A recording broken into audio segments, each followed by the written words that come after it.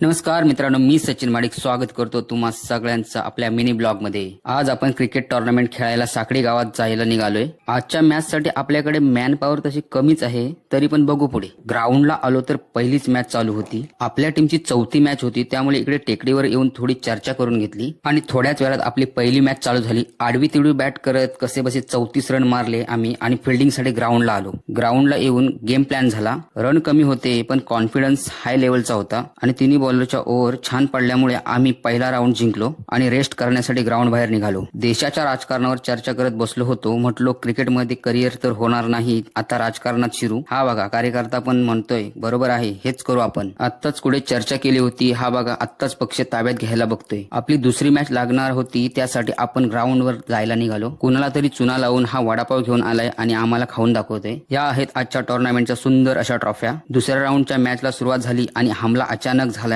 सर्व सैनिक धारातीर्थी पडले आणि आम्ही युद्ध हारलो। हरकत नाही, पुढच्या वेळी अजून हत्यार पाजून आणू आणि नव्या दमाने लढू। मित्रांनो, तुम्हाला जर आपला व्लॉग आवडला असेल तर कमेंट मध्ये कळवा तुम्ही हे युद्ध कोणत्या गावातून बघताय। भेटू पुन्हा, तोपर्यंत काळजी घ्या। धन्यवाद।